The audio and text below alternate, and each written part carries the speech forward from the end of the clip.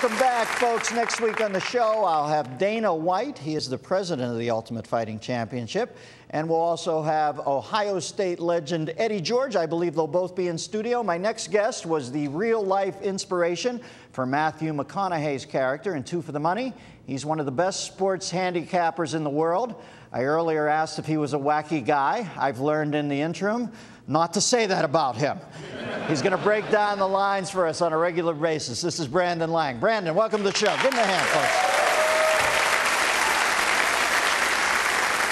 What's shaking in Sin City, Brandon? Who do you like this week, my friends? Let's first off, I guess we should go back, shoot it through the rear view. The Pats-Colts game. Were you on that? Who'd you have? What'd you take?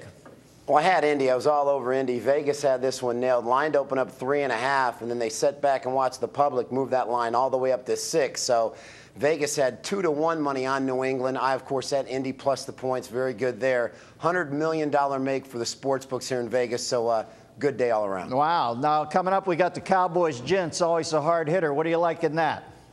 Well, you know, first meeting this year, 45-35, high-scoring affair, and since then, the Giants have most certainly got their stuff together. They're sacking people at an all-time rate, had 12 against the Philadelphia Eagles. Now Dallas, back-to-back road games in conference. Pick 'em one. I like the Giants here. This team's playing very, very good football right now. Listen, Dennis, you and I could play quarterback in the NFL if we can sit back in the pocket and have all day to throw. And Tony Romo most certainly had that. But the last time he faced pressure like this was in Buffalo. 5 interceptions. Right. I look for Giants to get pressure on him. Great spot for New York to get the win. Yeah, I kind of like the Gents, too, because I think Coughlin's loosened up. He's using his head a little, for God's sakes. He's got talent. Let him play. This used to be a frozen tundra game. I'm not sure if it's indoors or outdoors. Packers-Vikings. Where's it at this week?